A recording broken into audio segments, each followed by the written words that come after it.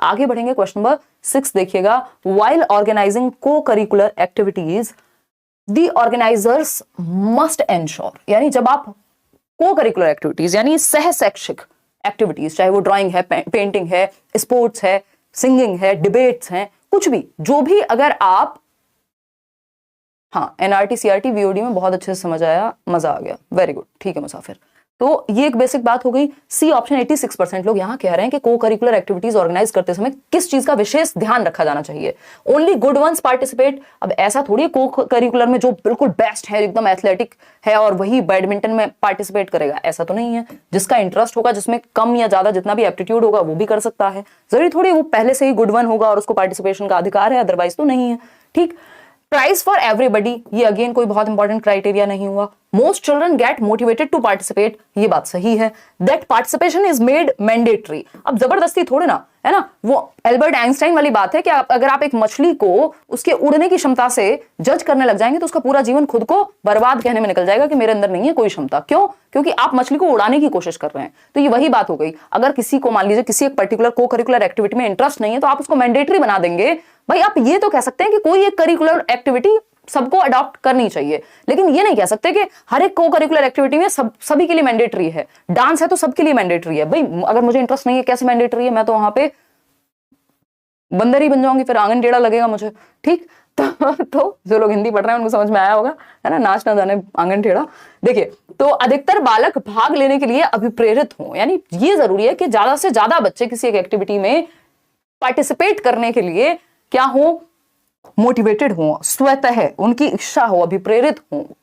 ठीक है, आगे बढ़ेंगे, क्वेश्चन नंबर 7 देखिएगा, प्यारा सा क्वेश्चन है एक। क्वेश्चन नंबर 7 कहता है how much time on daily basis, यानी दैनिक रूप से डेली बेसिस पे has been recommended by NCF 2005, 2005 जो है एनसीएफ 2005, वो कितना टाइम डेली बेसिस पे रिकमेंड करने को कहता है टीचर्स से। To review the day, make notes on children to follow up the next day and organise material for the next day lessons. दिन के पुनरावलोकन, अगले दिन अनुसरण करने के लिए बालकों पर नोट्स बनाने एवं अगले दिन के पाठों के लिए सामग्री को सुव्यवस्थित करना, यानी नेक्स्ट डे की प्लानिंग डेली बेसिस पे हो रही हो, है ना। रिव्यू करना, उनका दिन कैसा रहा आज टीचर्स का, इस बात पे रिफ्लेक्ट करना। टीचर एज रिफ्लेक्टिव प्रैक्टिशनर आपके यहां दिया हुआ है सिलेबस में, केवीएस में इस बार।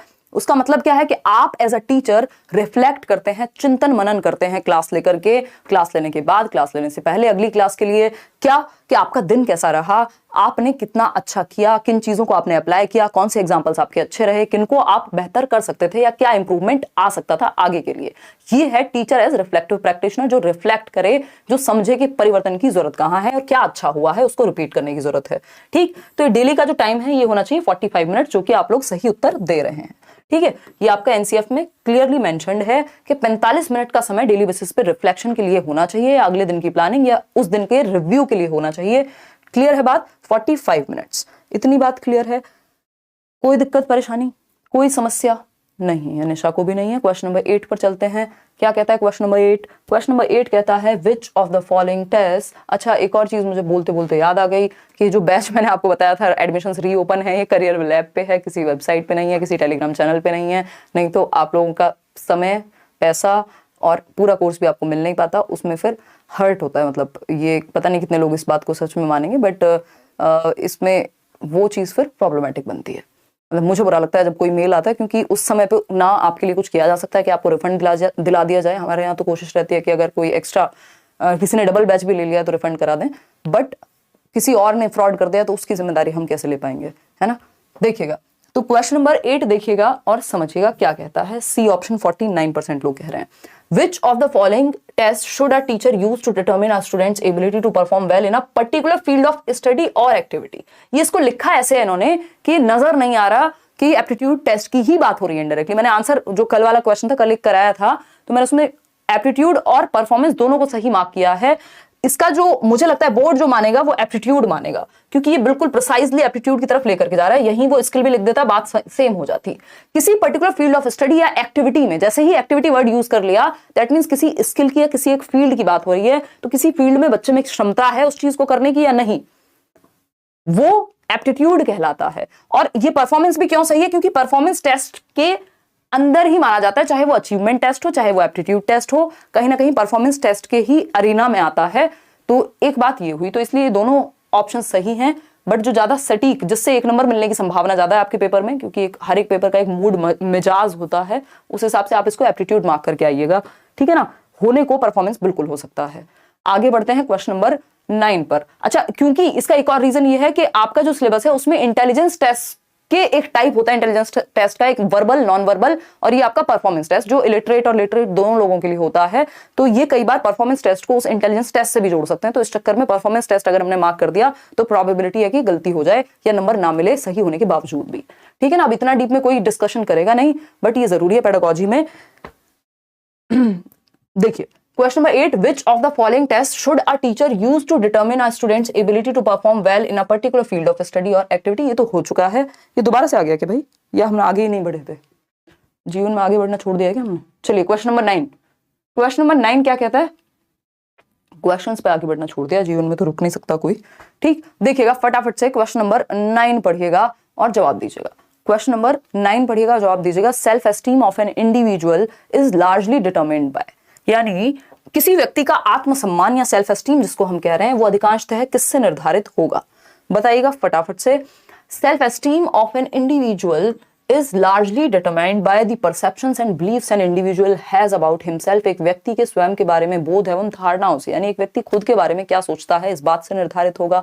या फिर B option, the appreciation an individual receives for his accomplishment, how successful an individual is in accomplishing tasks or reaching goals that he values, या फिर judgments of self worth of an individual by others। देखिए ये बात सही है कि जो दूसरों का जजमेंट है या दूसरों का जो पॉइंट ऑफ व्यू है, परसेप्शन है, वो आपकी सेल्फ एस्टीम को प्रभावित करता है, ठीक है। लेकिन बात हो रही है कि लार्जली डिटरमाइंड बाय, किसी व्यक्ति का आत्मसम्मान अधिकांशतः निर्धारित किया जाता है किसके द्वारा। तो यहाँ पे दो ऑप्शन हमारे सामने हैं, the perceptions and beliefs an individual has about himself. ये बात बिल्कुल सही है कि उसका परसेप्शन क्या है, उसके बिलीफ सिस्टम कैसा है अपने आप को लेकर के, ठीक है ना। फिर दूसरा क्या है, how successful an individual is in accomplishing task और reaching goals that he values. देखो ये बात भी सही है, दोनों ही बातें सही लग रही हैं हमें यहाँ पे, ठीक। तो हम कह सकते हैं जो परसेप्शन है, बिलीफ सिस्टम है एक इंडिविजुअल का अपने आप को लेकर के, वो इसमें बड़ा रीजन है। दूसरा, how successful an individual is in accomplishing task, और ये भी बाद में आएगा, पहले इसका होना जरूरी है। ये पूरी तरह से प्रभावित करता है कि जिन चीजों को आप वैल्यू करते हैं उसमें आप सक्सेसफुल कितने हैं, उससे आपकी सेल्फ एस्टीम निर्धारित होती है बहुत हद तक।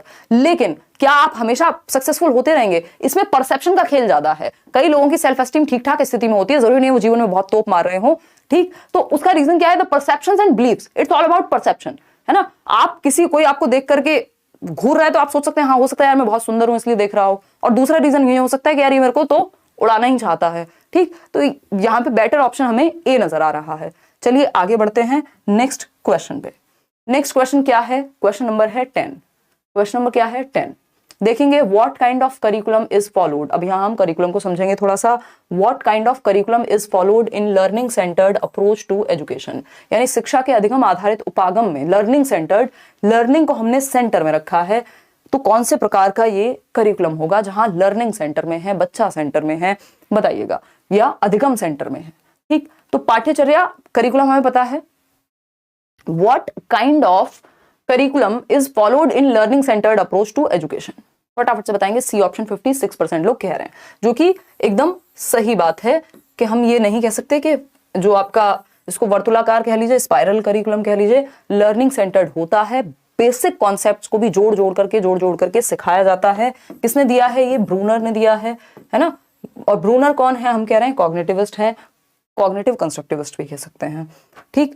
तो अगर हम बात करें यहाँ पर, तो स्पाइरल करिकुलम की जब हम चर्चा कर रहे हैं और टाइप्स ऑफ करिकुलम की जब हम चर्चा करेंगे, स्पाइरल करिकुलम की जब हम चर्चा करें, बाकी के तीनों उतने महत्वपूर्ण है नहीं, आपके सिलेबस में भी नहीं है, कुछ तो भटकाने के लिए भी ऑप्शन है उनमें से कुछ तो, ठीक। तो वर्तुलाकार, तो इसको क्या कहते हैं हम, आगे पीछे जैसा आपका डेवलपमेंट होता है वैसे ही स्पाइरल करिकुलम वर्क करता है। सिंपल टू कॉम्प्लेक्स जाना, है ना, बेसिक जो चीजें हैं वो बच्चे की क्लियर होंगी, तो आप क्या करते हैं बार बार बेसिक्स को रिवाइज कराते रहते हैं। जैसे मैं आपको बार बार हम आरटीई पढ़ रहे हैं तो बार बार 4 चीजें बार बार रिवाइज कर लेते हैं, और उसके बाद कुछ एक्स्ट्रा चीज भी जान लेते हैं जो नेक्स्ट लेवल की हो। तो ये क्या हो गया, ये स्पाइरल करिकुलम इस तरह से ही बिल्ड होता है कि आपने जो कक्षा 6 में पढ़ा है वो 7th में भी आएगा, तो वो भी रिवाइज हो जाएगा, और उसके बाद जो 6th के लेवल से आप ऊपर सीखेंगे 7th में। तो यानी आप सिंपल टू कॉम्प्लेक्स जाते हैं, बेसिक्स को बार बार रिवाइज करते हैं, एक कॉन्सेप्ट दूसरे कॉन्सेप्ट पे बिल्ड होता है, तो जरूरी है कि आपका बेस क्लियर हो, इसलिए बार बार रिवीजन भी होता है, रेपिटेशन भी होता है। ठीक, तो ये लर्नर को सेंटर में ही रख रहे हैं हम यहाँ, कहीं ना कहीं बेसिक बात है ब्रूनर। ठीक, एक और छोटी सी चीज है, ये कंस्ट्रक्टिविज्म और कॉग्निटिविज्म का मिश्रण कह सकते हैं इसको हम।